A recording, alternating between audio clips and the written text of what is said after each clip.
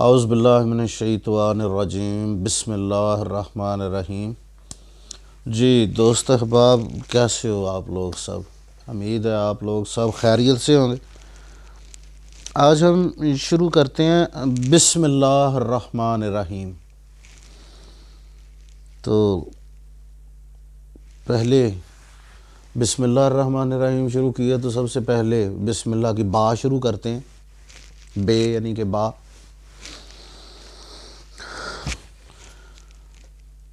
بسم جو اصل میں با اسم ہے، بسم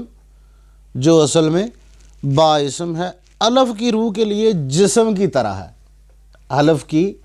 روح کے لیے جسم کی طرح ہے، اس لیے کہ الف گوہر اور بسم اس کی کان ہے، اس لیے الف گوہر اور بسم اس کی کان ہے۔ اسی طرح ذات حق جان اور جہان جسم ہے، ذات حق جان اور جہان جسم ہے،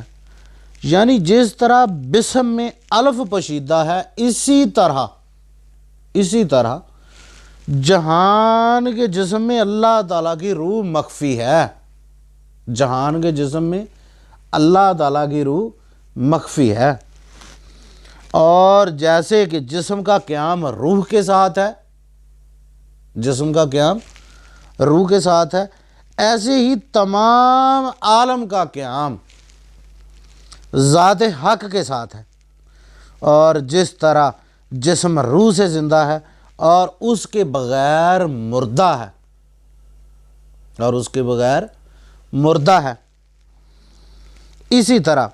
عالم حق سبحانہ کے وجود سے موجود اور اس کے سوا عدم محض ہے۔ عالم شہود کی کان میں موتی کی طرح وجود حق کے سوا اور کوئی جلوہ نما نہیں، یعنی عالم میں سوائے ذات حق کے اور کوئی موجود نہیں، عالم میں سوائے ذات حق کے اور کوئی موجود نہیں، ہر ایک ذرے میں اسی کا نور جلوہ گر ہے۔ چنانچہ یعنی تحقیق تمام کائنات یہاں تک کہ ذرہ اس وجود ذات الہی سے خالی نہیں۔ الف کے آگے با جب ادب سے بیٹھ گئی، الف کے آگے با جب ادب سے بیٹھ گئی، اس لیے بسم اللہ شریف کے سر پر لکھی گئی، اس لیے بسم اللہ شریف کے سر پر لکھی گئی۔ با سے حقیقت محمدی صلی اللہ علیہ وآلہ وسلم مراد ہے، جو الف ذات الہی کی نائب، جو الف ذات الہی کی نائب اور اس کی قائم مقام ہے،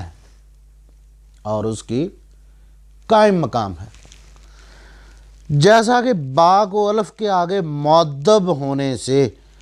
بسم اللہ کے سر پر جگہ ملی ہے، بسم اللہ کے سر پر جگہ ملی ہے، ایسے ہی حضرت صلی اللہ علیہ وآلہ وسلم کو تمام مراتب اولیاء حق سبحانہ کے آگے عجز و انکسار اور ادب سے حاصل ہوئے،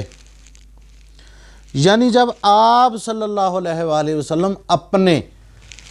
کمالات روحانی حقیقی اصلی سے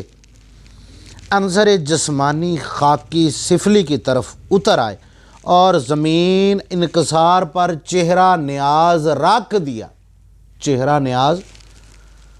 رکھ کر حق سبحانہ کی تسبیح اور تقدس بیان کی،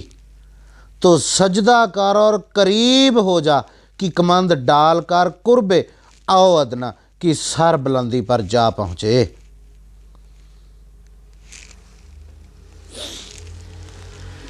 با نے جب الف کے قدم میں سر رکھا، با نے جب الف کے قدم میں سر رکھا تو اس نے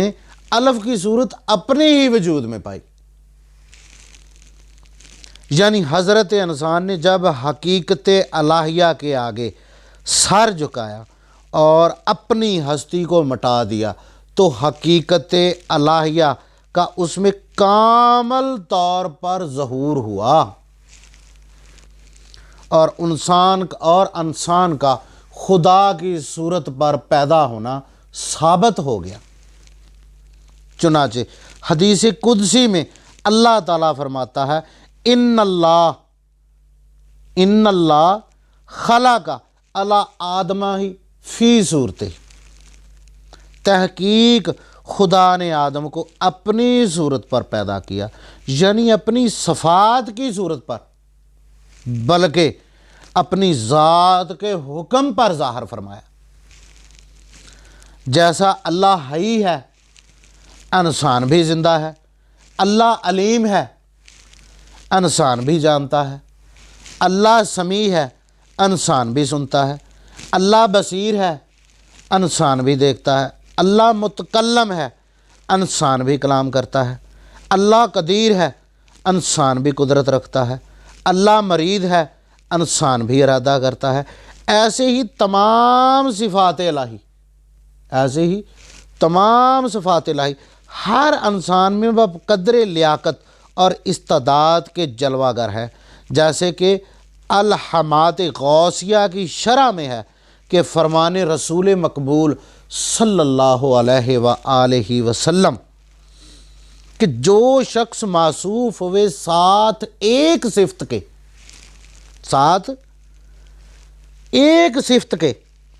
حق سبحانہ کے، جو شخص معصوم ہوئے ساتھ ایک صفت حق سبحانہ کے، وہ بہشتی ہے۔ صدیق اکبر رضی اللہ تعالیٰ عنہ نے عرض کیا یا رسول اللہ سرکار کیا میرے اندر بھی کوئی صفت ہے؟ یا رسول اللہ سرکار نے فرمایا یعنی تمام صفات حق تجھ میں موجود ہیں۔ پس معلوم ہوا کہ انسان موصوف ہے تمام صفتیں حق سبحانہ سے۔ آیت قرآنی اور حدیث نبوی کے علاوہ اولیاء اللہ کا ذوق اس بات پر شاہد ہے کہ انسان کامل آئینہ حق نما اور تمام اسما اور صفات الہی کا مظہر اتم ہے۔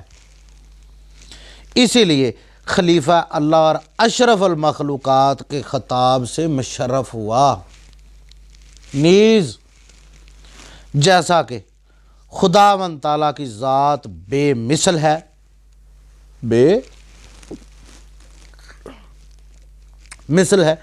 اسی طرح ہر انسان اپنے ظاہر اور باطن میں بے مثل ہے۔ پس یعنی اگر تو خاص تجلی الہی چاہتا ہے تو انسان کامل کی صورت کو دیکھ، یہی مظہر خاص ذات حق ہے۔ با جب وجود میں الف کا سایہ ہو گئی، جب وجود میں الف کا سایہ ہو گئی تو انی جائلن فی الارض خلیفہ خوشخبری سنی، یعنی حضرت انسان جو سایہ خدا ہے خلافت الہی کا شرف حاصل ہے، جیسا کہ اللہ تعالیٰ فرماتا ہے انی جائلن فی الارض خلیفہ، میں زمین میں اپنا خلیفہ بنانے والا ہوں، یعنی انسان کامل۔ با نے جب الف کے قرب سے فیض حاصل کیا، حاصل کیا تو ام الکتاب کا نقطہ اپنی ہی وجود میں